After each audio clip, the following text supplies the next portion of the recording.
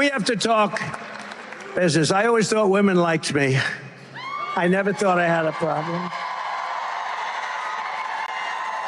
But the fake news keeps saying women don't like me. I don't believe it. I think, you know why? They like to have strong borders. They like to have safety. Nothing personal. I think they like me. You will be protected, and I will be your protector. Ew. No, thank you. No, thank you. Hi, I'm Ana Marie Cox. This is 90 Days with Ana Marie Cox. It is 33 days to the election.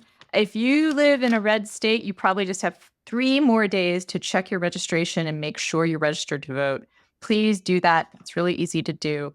This is a show that we count down to the election, and we talk to smart people about what they've been thinking about and noticing in this wild, insane, historic election. And today I'm going to be talking to one of my favorite smart people, Paul Rieckhoff. He is the head of Independent Veterans of America, host of the podcast Independent Americans, and he's a father and a coach. All true. Coach is a thing. All coach true. is a Yes. thing that we really value these days Yes. in American politics. Well, yeah, I mean, so, you asked me how I should be introduced. I said, well, coach is apparently in fashion right now, and I'm glad about that. I'm very happy about that. I'm sure we'll get into that. But yeah, we'll get into that if you want to get into that, because my first question to you is, like, what is it that you think we should be talking about? Actually, I know because you did a social media post about it. You both tweeted about it and you put it on Instagram. But you want to just tell us what it is that you're one of your big takeaways from the debate? Well, yes. I mean, maybe I want to do what I guess I try to do as often as possible, which is focus on the strategic level first, right? And maybe take a step back from the day-to-day trench fight and the madness. Because you ask often, what are you thinking about? And what I'm thinking about almost always is international and national security. And the biggest priority on the map is things like nukes. They get forgotten when people talk about the color of Vance's tie or whether, Walsh was looking at the camera. And I think that national security, global security, domestic security, which are now all intertwined, are often not focused on enough in America. The debate last night, miraculously, shamefully, ridiculously, didn't even mention Ukraine. Didn't focus on Ukraine the week after Zelensky leaves. Maybe the issue that divides the two candidates more than anything else. And we didn't really get into Israel and Lebanon and Gaza and all the other pieces. So I think maybe weaving into that, Anna, is chaos is our new normal. The global landscape is chaos, and it will be that way maybe indefinitely, at least for a couple of decades, maybe a generation. I think we mentally have to adjust as global citizens to understand that chaos and kind of almost like a global warfare of politics and social and military is the new normal. So when we think about leaders and we think about conversations and we think about strategies, we have to think for the long term, keeping in mind that it's kind of always going to be a version of the zombie apocalypse, right? And no presidential election or no policy agenda is going to sweep all that away. So we kind of have to steel ourselves for a new world that's going to be a lot harder and a lot more complicated and a lot more dynamic. I think you make a very good point. And I have been accused of being a little too much of a Walz fan. But I'm going to say I want to defend him on this point because I think he said something that kind of covered what you're saying, which is that, yes, it's a dangerous world. He pivoted from talking about the war in the Middle East to just saying, do we trust Donald Trump in this moment? Right? Which I think is a larger question that needs to be answered. And hopefully voters will recognize that he is a dangerous person. The exact quote from Walz was he's a dangerous man at a dangerous time. Now, the problem is that Vance took that answer and was like, yeah, he is. That's exactly what you want at the top. What do you think about that as a framework to think about foreign policy? I think it is. I said this on MSNBC recently that I think it is arguably the most effective line from Kamala Harris, which is, you may not love me, especially if you're talking about independents and you're talking about moderate Republicans, the people you want to move, and they are working very aggressively to try to move, and even changing the kind of complexion and look and feel of the Democratic Party in order to get at, right, this muscular, where we want a strong, robust military. You're hearing shit like that coming out of Democrats, right? In order to do that, she simply needs to say, you may not like me, but he's batshit crazy. And he is absolutely unstable. And you can't trust him with the economy and tariffs. And you can't trust him with nukes. And you can't trust him with Putin. And when you go to bed at night, ask yourself, do you want the woman Democrat that you think might be too liberal, that maybe you don't like? Or do you want the guy who's batshit crazy and old and might die, right? Like, I think when you put that in front of people, I think that is actually the most effective way to move the people that they can still move, and the people that need to be moved, right? Because someone like General McChrystal, who just wrote an op-ed in the New York Times, I think can be an effective surrogate in getting to moderate. We're talking mostly about non-college educated men, mostly white men in places like Pennsylvania, Wisconsin, Ohio, right? And they are reached through people like General McChrystal, or maybe even more so, people like Mark Cuban. Because the thing about Mark Cuban that I think is interesting, Mark Cuban talks a lot about business, and he talks about entrepreneurs. The people who love Mark Cuban are not actually entrepreneurs and business people. They're wannabe entrepreneurs and business people, right? They're the dude who's sitting in his trailer and are watching Shark Tank and think they have a great idea. They're aspirational. And I think that those kinds of people that the Republicans have been very good at capturing, when you think about someone like Dana White, right, who really gets to those kinds of folks, I think that is a winning piece. When it comes to Walz, I love Tim Walz. I've known Tim Walz for 20 years. I wrote a piece about it as soon as he was nominated. He called me, I think, a week or two before the nomination. And he said something along the lines of, like, I said, hey, are you going to be the guy? And he said, hey, Paul, it looks like, white men are back in fashion, right? And I said to him, he said, I don't think the Democrats are going to pick you. I don't think they're smart enough to pick you. I think they're going to fuck it up. And I think they're going to pick someone else. And then I said to him, honestly, I said, maybe you're too liberal. Maybe they want someone like Mark Kelly, right? Who appears more moderate, appears more maverickry, right? But ultimately they did pick him. And I think that was a good move. I think he had a terrible night last night. I think he was really bad. And you want me to build on that? I'm happy to do it, but I'm voting for him. And I love you. I want to make a defense of my favorite dad. Well, aside my dad, my second favorite dad, which is, I thought he was human up there. I thought he presented like a person who was thrust in the spotlight to do a national debate. He was I think that the team behind him overcoached him. I think that he was best when he was answering from the heart, a little bit off the cuff. And actually, I wanted to bring up his answer on mass shootings, because that felt very passionate to me. And also, he is the only politician on that big a stage who I have heard pivot from mass shootings to gun suicides, and to make the point that we have more gun suicides in this country than we have gun homicides. And he didn't say this, but I know it's true, which is one of the reasons why our suicide rate with veterans is so high, is because they often have access to guns. And guns are 99%, I hate using the word effective for this, but if you try to commit suicide with a gun, you're going to die. No, that's right. I think that's right. And you articulated it much more effectively than Tim did last night. And that's the unfortunate part. And again, I'm voting for him. I'm advocating for him. I'm defending him.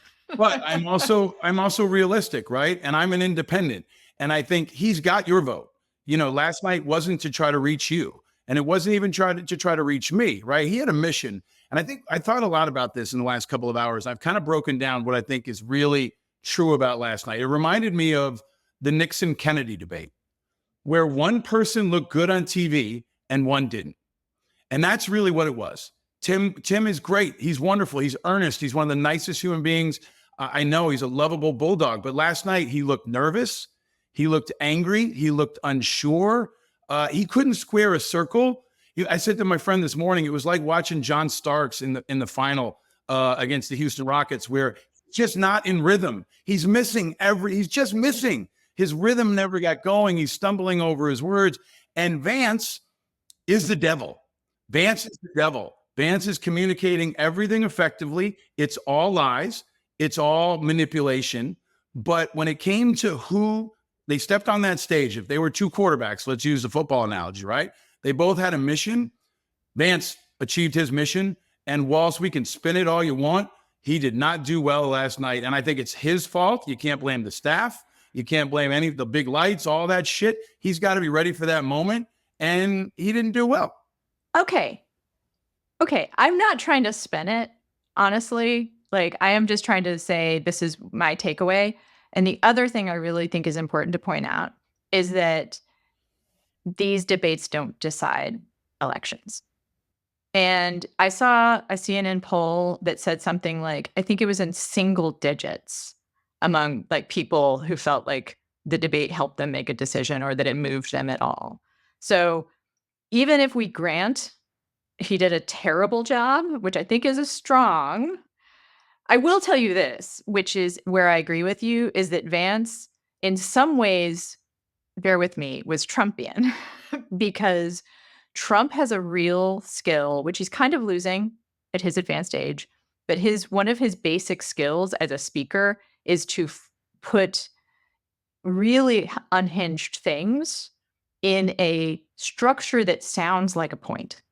Like, I said this about the Joe Biden debate, which is that he makes word-shaped balloons with hot air. Yes. Like, yes. He sounds like he's saying something smart. Yes. When really it's just kind of like the illusion of something smart. And I think Vance has the same kind of skill. I have a contrarian viewpoint to what a lot of what people are saying today. It was so civil. It was so nice. I don't think Tim should have been civil.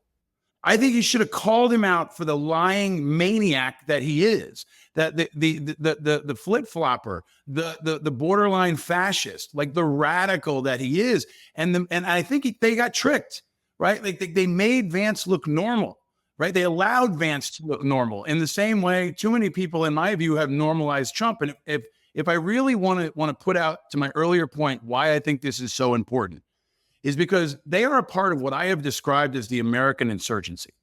They actually tried to overthrow the government violently, okay? And they're trying to do it in a different way now. If they lose the election, they will continue to try, and they must be treated not just as a political opponent, but as a national security threat. And to normalize them and say it was great to shake hands with people, it's like asking Zelensky to sit down with Putin. Right. I mean, at some levels, we have to call it for what it is and don't normalize it and rationalize it, because there are some people that were moved last night, and you can't have it both ways. Like so many, frankly, like left of center folks in the media want to say it's the closest election of our lifetime. But last night didn't matter. Last night did change the minds of some people who want to vote for Kamala Harris, but don't feel really good about it without knowing enough about Tim Walz. And last night did not make them feel better about Tim Walz and did not make them therefore feel better about Kamala Harris. And when the Middle East explodes and North Carolina is underwater, that I'm a tough guy who's going to clean stuff up will resonate with some people. And it might be enough people to swing Pennsylvania, Ohio, whatever state we talk about. Okay. One of the strongest moments for Walz, though, especially if you're going to talk about what it looked like versus what we might say about the content, is actually a moment where he didn't talk. I don't know if you remember, but when Vance said something like basically about the non-answer about whether or not Trump won 2020, Walz did the most amazing, literally a double take. Like, he's been criticized for looking at Vance, but he did this. He went, but then Vance went on the offense. And okay. I think you can pull that clip and we can say that was a good moment, but I think you have to pull the broader context out. Like, if you're looking for a good moment, do you? how long a clip do people No, watch? but you know what clip is also out there is the awful catastrophic clip of him not answering the China question, right? And so if you're looking at clips, right? Yeah, Let's okay. use it in that context. If it was a football game, you could say that was a great throw, but they lost by 40. And Okay. he threw a pick six that Vance ran back the other way because Tim has got to fix something here. He's got to answer the hard question about what people think are lies. And that's what happened last night on China. It's happened on his service record. It's happened on the drunk driving thing. And look, I want him to be better at answering that. That's part of why I'm putting this out there. I'm rooting for him. I want him and his team to be better prepared, to have better answers. And I think it was political malpractice that they weren't ready to defend the Swift boat attacks when they came as soon as he came out of the gate, because what they continue to do is control the tempo and disrupt Walsh. They took 2 days of that initial news cycle and made it about stolen valor. He knocked Walsh off in the beginning of the debate last night, and he kind of controlled the tempo. And coming at it tonight, yeah, it may not change the election, but I don't think a lot of Democrats are feeling awesome today, right? And I think that momentum is key. I'm going to stretch this football thing, right? But momentum is key, especially in close games when people want to root for a winner. And I think that Trump can come out and say, at the worst, it was a draw, and a draw between a psychopath and a really nice coach and teacher is a real big win for Trump. So I think I'm resisting your football metaphor because I'm a TCU fan. And they had one amazing year with one incredible loss. TCU football is exciting. I like TCU football. So I first as a reaction to your endorsing and the idea that Vance Walsh, and especially to your point that you want to help Walsh be better, I would like to welcome the Kamala Harris team to the show. I'm so glad they're watching. Hi. I think you're doing a great job on social, dudes and ladies and other people that are working on their social. But they're also still doing a all the feral 25 years on the social team are doing a great job. But welcome to the show, and I hope you're listening to Paul. I do think, okay, let's move on. Can I talk about that for a second, though? Because they don't listen to me. And they don't listen to a lot of, it's important. They don't listen to a lot of independents, and they don't listen to a lot of people who are right of center. And that's why on a day like today, it still feels like the Democratic Party doesn't understand that their brand sucks in some places, right? You can talk about how great you think inflation's doing, but look at how the Democratic Party is doing in New York right now, okay? Like there are places where the brand is really, really broken, and they don't really understand that or seem to acknowledge it, or seem to be, they worked a little bit toward it in picking Tim Walsh, but there's a deeper thing here that they're failing to acknowledge, which is that some parts of the country hate Democrats, and they've got to be more effective at not sounding like Democrats. And that's what they've done in some spots. When she says, I'm going to lower taxes, when she says, I'm going to be tough, right? Those are not sounding like Democrat moments that they need to build on. But when they talk about the opportunity economy and this, like, it just sounds so Democrat-y that it doesn't move the people they need to move. And that's what I hope they're listening to most of all, because they've got to get better at squaring that circle. And last night, their lead guy, who's supposed to be the guy who's supposed to reach white men, right? He's up there to reach white men. He got you, but he didn't get a lot of my friends who are white men who are moderate and independent. And that's what he was supposed to do. Okay. I am just going to concede at this point, and I'm just going to be like, you know what? Sure. Walsh lost. And I know that what I'm doing is kind of picking out some things that I liked.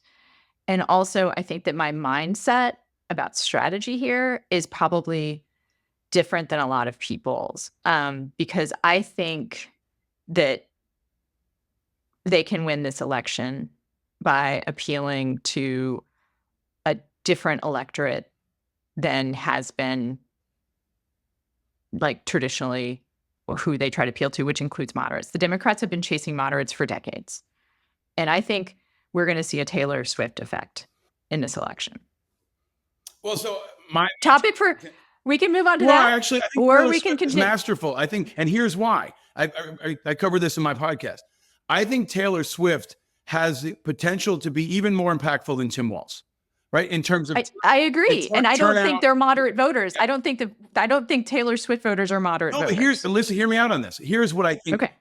Taylor Swift has the ability to make young women Kansas City Chiefs fans and to create this bond between millions of young women and their older fathers, right? That has been miraculous, how she's brought these young women to football and she's created this bond. Similarly, she can bring those men down to Kamala Harris, down to their daughters, over to their daughters, because those are the same men that were resistant to gay rights 10 years ago, right? And their daughters and their sons moved them because they got closer to them and they understood them, and I think very rapidly moved. Cannabis is another issue, also moved pretty rapidly, maybe not so hard, right? But on Kamala Harris, I think the most effective weapon they have are Taylor Swift fan daughters that have moderate and conservative fathers. That's the X factor that they should be doubling down on. Okay, so here is where we agree, and also where I think you can defend Walz, because I think the other thing that the Taylor Swift fan base is doing is moving white men and also just men in general. And actually, kind of a harder sell in some ways is non-white men on the abortion issue. I think that she has created an awareness among men across demographics, dads, brothers, boyfriends, friends, that abortion is not a women's issue, that abortion is a health issue, and abortion is a control your own body issue. And that is something that I think Tim Walz did really well last night. And I think that but even more important, I think Vance's answer was disastrous. I agree it was, but I wish Tim could have gone for the jugular. Right? I agree. And that's what we wanted, I totally right? Agree. Like when Harris debated Trump, I thought she did amazingly well, right? But there was this point where if it was a prize fight, she kind of never really landed that knockout blow. And simultaneously, he was punching himself in the face the whole time. So she kind of had to step back and let him hit himself. But you wanted her to really square that circle and knock him out. And it didn't come, right? We want that satisfaction where they dunk on him, right? That's kind of what we want, is that moment that Trump has been so good at getting, especially on other Republicans. And I think when you step back from all of it, talk about the strategic, they need less Tim Walz and more Taylor Swift. And however they can get to it, because they're not getting enough Taylor Swift, right? They got her endorsement. They got the one pop. You know, they haven't gotten Beyonce full bore. They haven't gotten enough of those people like a Mark Cuban, like a General McChrystal, that are also in the zeitgeist, that can really make it cool, right? And make it a conversation at the family dinner table and in the family chat on text message. And I think that's the breakthrough that they really need in this last 30 days to help push them across the goal line. Okay. And the point I want to make, I'm not spinning. It's just a point about Walz, is that Walz looked like your dad when he was in that debate. Like, he looked like someone's dad who had been thrust into a debate stage, which I think isn't disastrous to the point. The other point I want to make, I think is really key here, is that it is true that Harris has a problem, and I'm putting that in quote marks a little bit. And what we are really saying when say problem is that she is losing white men to Trump. The other thing is that she also has a kind of general problem with men, because not all men are white, and especially non-white men tend to be not Trump voters. What she needs to do with them is turn them out. Right? Yeah. I think. Yeah, I mean, I think there's a lot baked into it, right? And if I can pull it apart, because I think it's a lot of the folks that I talk to, right? And, you know, we have this new group, Independent Veterans of America. We've got 9 candidates that are running in mostly local races, okay? But one example we've got is Dan Osborne, who's running for Senate as an independent against Deb Fischer, Republican incumbent, and he's neck and neck, okay? He's an independent. He's a steam fitter. He's like a tougher, more independent version of John Fetterman. Okay, he's got the tattoo. He is. I don't know if that's a comparison. Like, I really feel good about you, man. No, I mean, I really do. Like and he's got the Fetterman like used to kind of be as independent as a guy like Right. Dan Osborne, right? And it's Okay. kind of the ethos of who he is. And what they keep coming back to is toughness, right? And when you're talking about Kamala Harris, they dialed up her superhero origin story in a brilliant way, I think, at the convention, right? And her speech was brilliant, maybe the best speech I've ever seen, because it was so tough and it was so strong, and it was this idea that I am actually a better fighter than Donald Trump is. And if you're going to put us in that ring, in that Mortal Kombat ring, you want me in there instead of him. And she made that argument effectively. And I think that's really the key for them, because what they're fighting is, of course, racism, right? There are some people that just don't feel comfortable with or are racist and won't vote for a black person. Some won't vote for a woman. But there's another thing. Some won't vote for a Democrat. And that is a big part of it. And that comes from Hillary. It comes from Bill Clinton. It comes from this legacy of the brand that they're trying to shed with people like Buttigieg and this next generation of Wes Moore and others. But they're still saddled by that, especially with men that are like 50 years old, 60 years old. And white. And again, let's just really, I really need to get us to this point that you're talking about white men who are the demographic Mostly, where she is losing. Not exclusively, but mostly. But that is the place where there's the biggest delta. Yes. Right? Yes. What I am trying to point out is that my theory of the electorate is different than you. Mm-hmm. Because I think that while, of course, stretching appeal is great. Like, well, actually, I'm not sure. I'm not sure you do think that. Yeah. I'm not sure it's great, Yeah. actually, because my theory of the electorate is different, which is to say, I think she's going to lose white dudes, Paul. She's going to lose them. Like, that is just, she's going to lose evangelicals, white evangelicals. I don't think she's going to lose black evangelicals, honestly, or it's going to be much closer for black evangelicals. Mm-hmm. I also think she might not lose as closely the people who actually go to church, because there is a difference. We'll see, right? Yeah. But my theory of the electorate is that she can improve in turnout non-white, non-men, non-old white men. You're talking about this is a place where we agree, which is the Taylor Swift point. We might be, and I'm saying, I think also she runs the risk, if she goes too hard for old white dudes, she's not going to get the other people that she needs. See, I think because Tim Walz lost old white dudes. In some ways, we're in heated agreement. But here's what I'll tell you: a comprehensive strategy should do both. It is flood the zone, right, with turnout and young people and people of color and women, and flood the zone. And you got to fight for that middle. It's both. If she wins white women, she will win. If she wins white women, she will win. Women, right? And if she narrows the gap on white women, she'll win. If she wins, and also we don't really know because polling is broken. Agreed. Polling is broken. But I keep there are hundreds of thousands. There are hundreds of thousands of new voters, newly registered voters, and newly activated voters who are impossible to poll. And 60% of them are independent. This is important. They're not going to vote for. They're not. She's not. She might. It might be closer. Yeah, it might be closer. This is the story that I don't think most folks are catching. 51% of the country is not Republican or Democrat. In some places. Okay.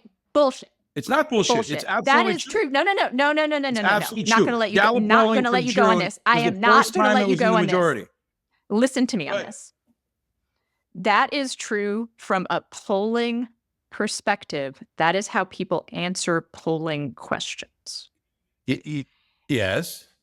If you dig down into their voting record. But that's not, no, you can't go backward. You have to go forward. And listen to this. For example, if you register. Past performance is the best indicator of future performance. If you register right now, let's say if you go to the DMV in Pennsylvania, you are opted in to vote, right? If you register if you go to the DMV and you're not already registered to vote, they're going to opt you in. And those people have an opportunity to declare a party or no party at all. And in Pennsylvania, for example, an increasingly high percentage of them are not picking parties.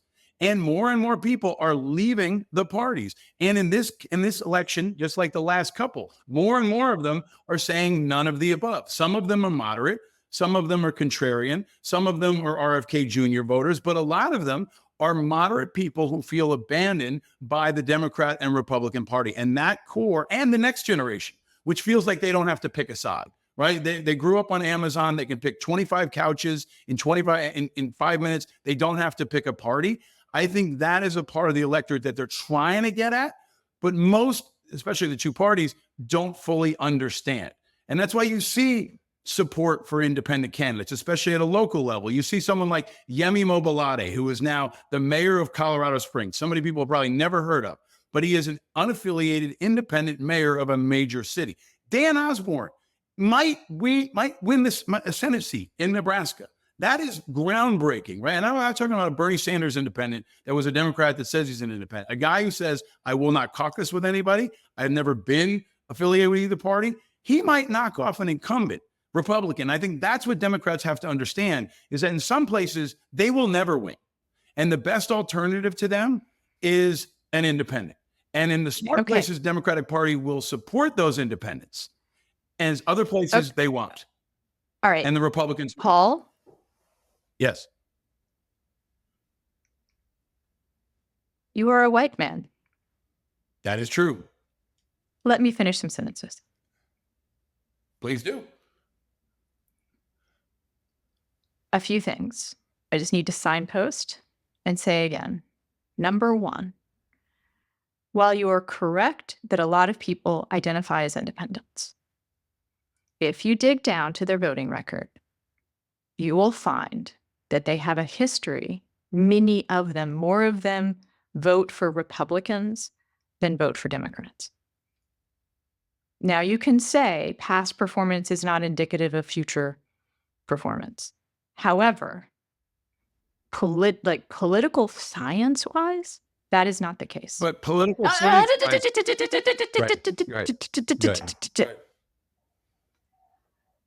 Political science tells us that that is only true. The past performance, future performance is more true in financial situations. You hear that on the ads for stocks and financial advice. Political science tells us that past voting records are indicative of future voting. Okay. And also, if you ask them about issues, their issues tend to be moderate to conservative. The other thing is that I think this is just really, really important. The electorate in this, I am betting, although not with total confidence, that the electorate is going to look very different in 2024 than it's ever looked before. And while I can't argue with the idea that she should be doing more to appeal to white men, older white men, I think that there is a risk to that strategy in a couple of ways. Number one, you might lose other people who do have, especially if they're younger non-white men, have a turnout record that's kind of sketchy, but also tend to be moderate to liberal. The other thing I want to point out, this is just true. This is just polling. Is that a true thing? I am going to make another point. So we have different theories of the electorate. And we have different theories about we have different theories about the electorate. And then the other point is that when people see the kinds of policies that Tim Walz put into place in Minnesota, they tend to love them. Sometimes it takes actually having that policy in place before it becomes popular. But if you poll on the effects of things like universal healthcare, if you don't use the word universal healthcare or socialized medicine or government-funded medicine, if instead you ask about things like how would you feel if you were guaranteed coverage, how would you feel? Would you like this? Would you like that? If you ask things about gun control, and don't put them in, don't say control. If you just put the policies out there, like how would you feel? Do you like the idea of having a restriction on people who have domestic violence records buying guns? Those tend to be popular. What has happened in America is that Republicans have successfully moved the Overton window so far to their side that the policies by their name tend to get characterized as radical. This is true on climate change as well. And only in America, America is the only like G7 country that doesn't have universal health care, for instance. It's the only country in which climate change is a controversial issue. Those are not radical ideas. They aren't. So I think the most important difference we have is this difference in theory of the electorate.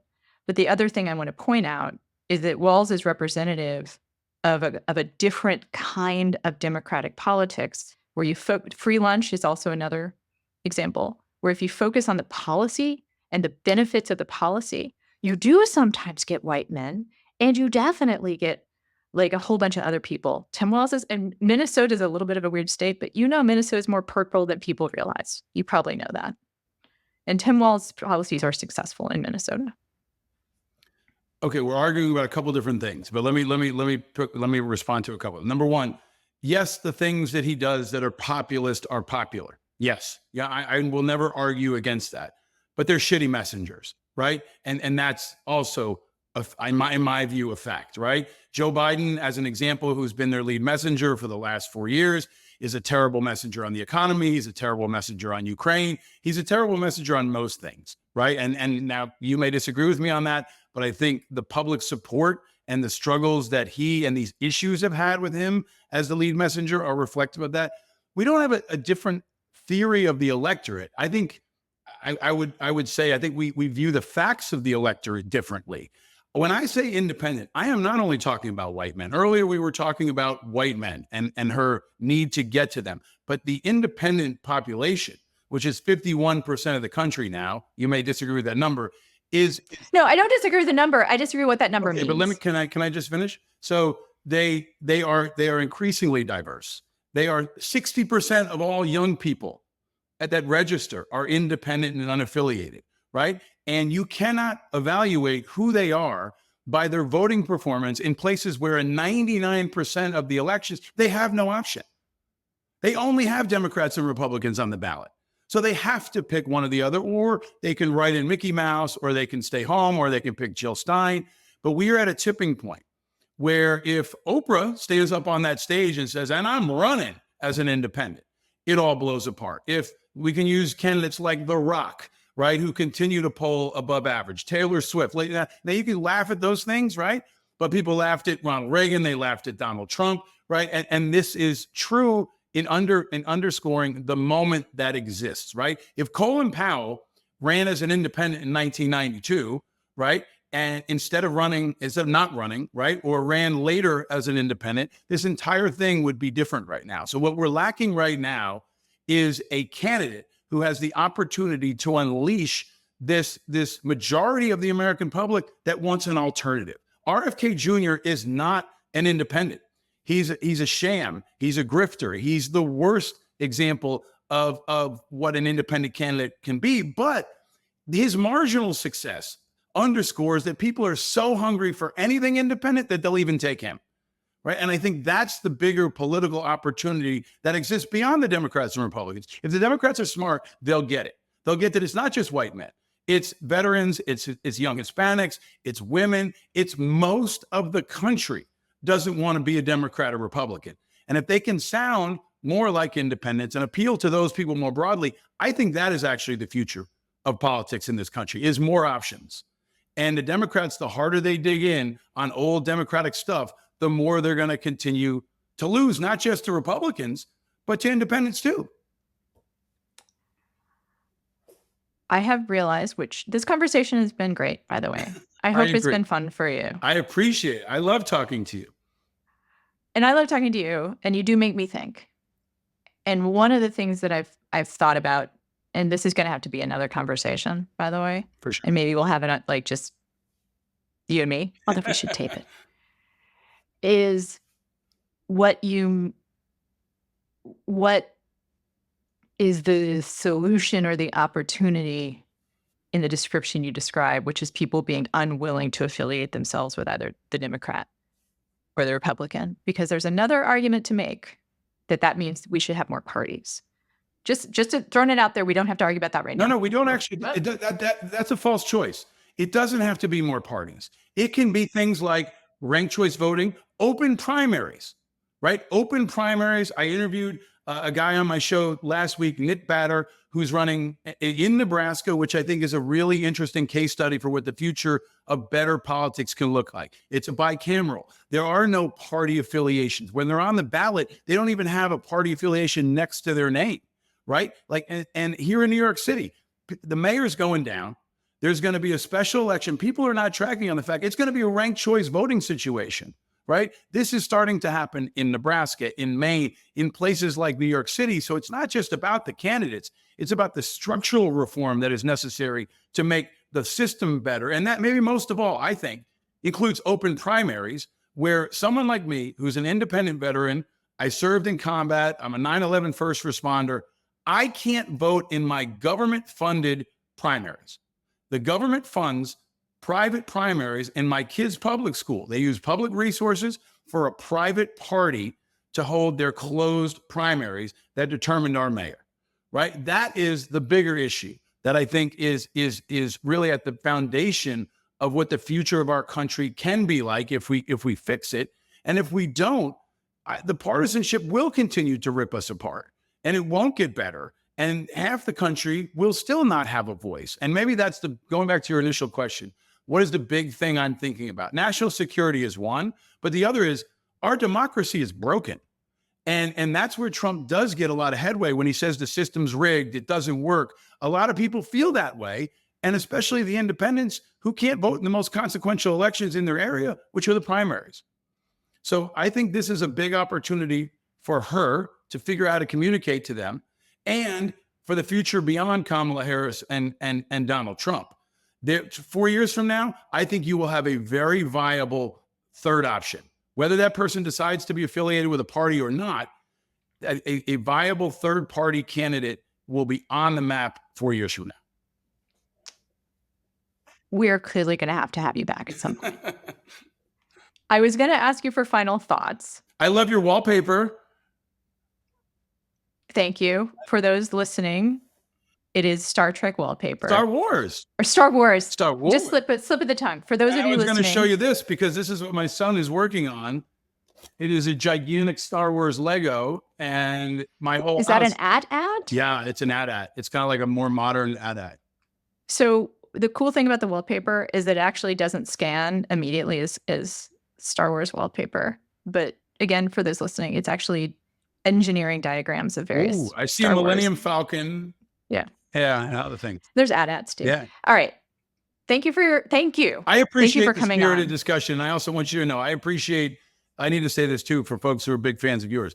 You've been grinding in this kind of work for a long time, having hard conversations. And we didn't even get into, gun violence and suicide and mental health, the things you and I have been really aligned on for a long time. And I think you're right. It was really important to hear a conversation, almost a real conversation about suicide last night, which is a bigger issue, which is woven into all of this. We have a problem with angry white men in this country and disenfranchised young men. No, really, like a suicide problem, right? A disconnection problem. And that's not something a lot of folks want to talk about, but there is a real problem with suicide, violence, family issues, isolation, especially among young people, that I think weaves into a lot of what they didn't talk about last night, that I wish two dads stood up there and talked about last night. Yes. And for people that are interested, they should look up Paul's podcast when I was on, because he does an amazing podcast where mental health is very much part of the conversation. It is called Independent Americans. He is the head of Independent Veterans for America and a father and a coach. And if you are watching this on YouTube, this is also a podcast that you can get wherever you get your podcasts. It is something, if you are listening as a podcast, you can also watch it on YouTube. And if you watch on YouTube, you'll see my wallpaper and you'll see my mini expressions. Paul, I appreciate you coming on the show. You and I have known each other for 20 years. And we usually don't have conversation like this. But what I think happened is actually an illustration of how it is when Democrats do like a focus group that includes a white guy that calls himself an independent. Because what can happen is what they're talking about is how do you appeal to me personally? And that personal stand is actually pretty firmly at least center right, if not right. And I just don't believe that that's the way Democrats should go. And you've illustrated like what it's like. You've illustrated the problem, and appreciate you having you on to do that. Thank you. We're counting down the election. This is a show where we talk to smart people about what they're thinking about. Please like and subscribe and tell your friends and neighbors. And I will remind you again, this is 90 Days with Ana Marie Cox, 33 days to the election. Please, if you're an independent voter, no matter what kind of voter you are, check your registration. And if you are not registered, register, because a lot of places have what they call scrubbed the voting rolls. And so just check that out. We really want people to vote. I know you feel that way too. Thanks so much for being on the show. Thank you for having me and for all your work. I think the word patriot gets thrown around a lot and it's been kind of mangled, but you are a true patriot and you've been working so hard on so many important issues all the way. I think maybe we met back at like MTV days or even earlier, right? And I just have a lot of gratitude for all your leadership and all your patriotism, especially in moments like this. Thanks, Paul. You got it. Thank you so much. Did he lose the 2020 election? Tim, I'm focused on the future. Did Kamala Harris censor Americans from speaking their mind in the wake of the 2020 COVID situation? That is a damning non-answer.